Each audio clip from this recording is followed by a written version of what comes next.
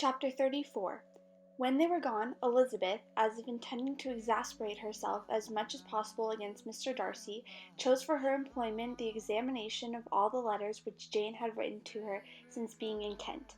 They contained no actual complaint, nor was there any revival of past occurrences, or any communication of present suffering. But in all, and in almost every line of each, there was a want of that cheerfulness which had been used to characterize her style, and which, proceeding from the serenity of a mind at ease with itself and kindly disposed towards everyone, had been scarcely ever clouded. Elizabeth noticed every sentence conveying the idea of uneasiness, with an attention which it had hardly received on the first perusal.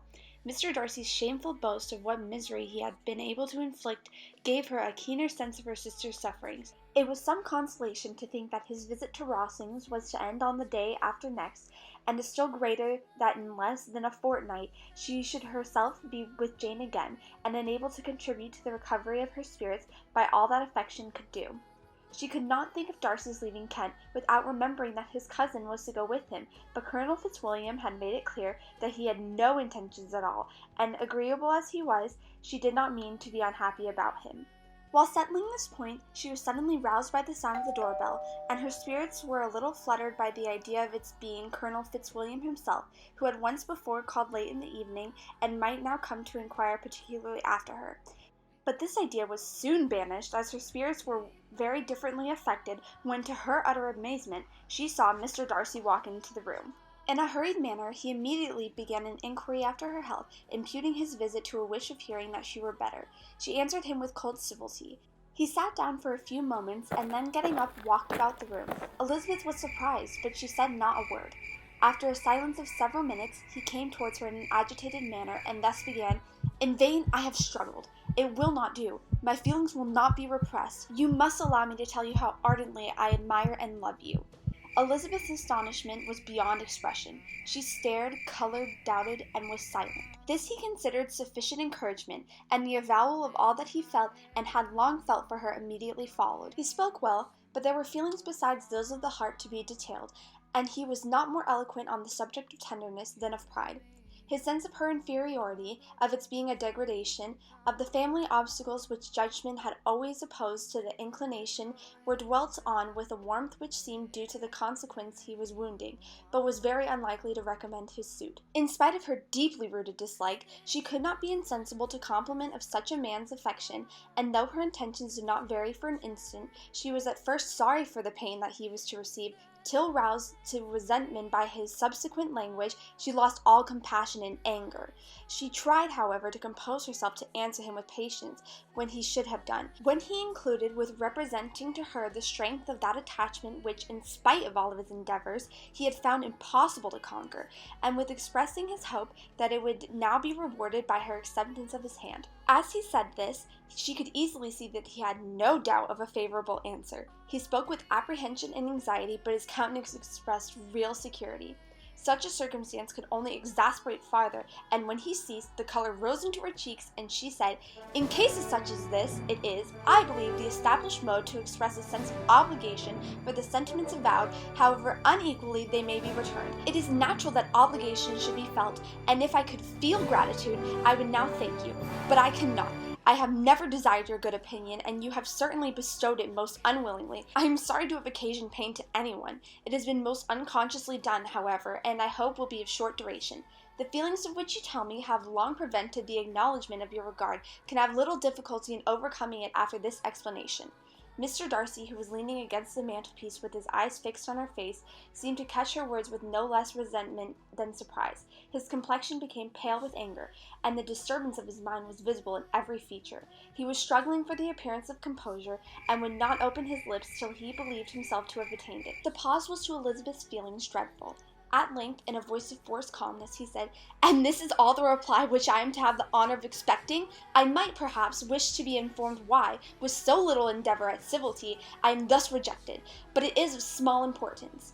"I might as well inquire," replied she, "why with so evident a design of offending and insulting me, you choose to tell me that you liked me against your will, against your reason, and even against your character? Was this not some excuse for incivility? If I was uncivil? But I have other provocations. You know I have. Had not my own feelings decided against you, had they been indifferent or had even been favorable, do you think that any consideration would tempt me to accept the man who has been the means of ruining, perhaps forever, the happiness of a most beloved sister? As she pronounced these words, Mr. Darcy changed color, but the emotion was short, and he listened without attempting to interrupt her while she continued. I have every reason in the world to think ill of you. No motive can excuse the unjust and ungenerous part you acted there. You dare not, you cannot deny that you have been the principal, if not the only means, of dividing them from each other, or exposing one to the censure of the world for caprice and instability, the other to its derision for disappointed hopes, and involving them both in misery of the acutest kind. She paused and saw with no slight indignation that he was listening with an air of which proved him wholly unmoved by any feeling of remorse. He even looked at her with a smile of affected incredulity. "Can you deny that you have done it?" she repeated. With assumed tranquillity, he then replied, "I have no wish of denying that I did everything in my power to separate my friend from your sister, or that I rejoice in my success. Towards him I have been kinder than towards myself." Elizabeth disdained the appearance of noticing this civil reflection, but its meaning did not escape, nor was it likely to conciliate her. "But it is not merely this affair," she continued, "on which my dislike is founded. Long before you had taken place, my opinion of you was decided. Your character was unfolded in the recital which I have received many months ago from Mr. Wickham. On this subject, what can you have to say? In what imaginary act of friendship can you here defend yourself? Or under what misrepresentation can you here impose upon others?" "You take an eager interest in that gentleman's concerns," said Darcy in a less tranquil tone and with a heightened color. "Who that knows what his misfortunes have been can help feeling an interest in him?" "His misfortunes!" repeated Darcy contemptuously. "Yes, his misfortunes have been great indeed." "And of your infliction," cried Elizabeth with energy. "You have reduced him to his present state of poverty, comparative poverty. You have withheld the advantages which you must know have been designed for him. You have deprived him of the best years of his life, of that independence which has no less his due than his desert. You have done all of this, and yet you can treat the mention of his misfortunes with contempt and ridicule." "And this," cried Darcy, as he walked with quick steps across the room, "is this your opinion of me? This is the estimation in which you hold me? I thank you for explaining it so fully. My faults, according to this calculation, are heavy indeed. But perhaps," added he, stopping in his walk and turning towards her, "these offenses might have been overlooked had not your pride been hurt by my most honest confession of the scruples that had long prevented my forming any serious design. These bitter accusations might have been suppressed had I the greater policy concealed my struggles, and flattered you into the belief of my being impelled by unqualified, unalloyed inclination, by reason, by reflection, by everything. But disguise of every sort is my abhorrence. Nor am I ashamed of the feelings I related. They were natural and just. Could you expect me to rejoice in the inferiority of your connections, to congratulate myself on the hope of relations whose condition in life is so decidedly beneath my own?" Elizabeth felt herself growing more angry every moment, yet she tried to the utmost to speak with composure when she said, "You are mistaken, Mr. Darcy, if you suppose that the mode of your declaration affected me in any way other than it spared me the concern which I might have felt in refusing you, had you behaved in a more gentlemanlike manner." She saw him start at this, but he said nothing, and she continued, "You could not have made me the offer of your hand in any possible way that would have tempted me to accept it." Again his astonishment was obvious, and he looked at her with an expression of mingled incredulity and mortification. She went on, "From the very beginning, from the first moment, I may almost say, of my acquaintance with you, your manners impressing me with the fullest belief of your arrogance, your conceit, and your selfish disdain of the feelings of others were such as to form that groundwork of disapprobation on which succeeding events have built so immovable a dislike, and I had not known you a month before I felt that you were the last man in the world whom I could ever be prevailed to marry." "You have said quite enough, madam. I perfectly comprehend your feelings, and have now only to be ashamed of what my own have been. Forgive me for having taken up so much of your time, and accept my best wishes for your health and happiness." And with these words he hastily left the room, and Elizabeth heard him the next moment open the front door and quit the house. The tumult of her mind was now painfully great. She knew not how to support herself, and from actual weakness sat down and cried for half an hour. Her astonishment, as reflected on what had passed, was increased by every review of it. That she should receive an offer of marriage from Mr. Darcy?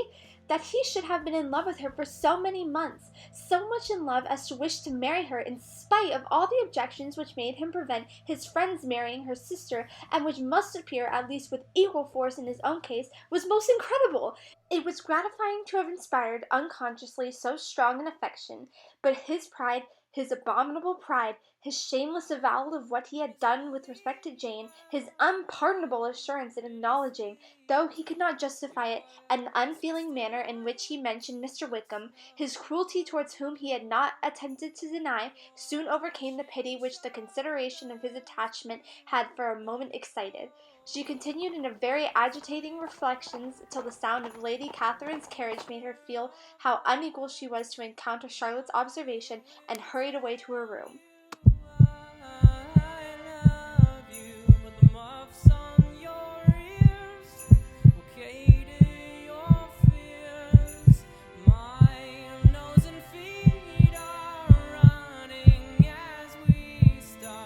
Travel through snow together.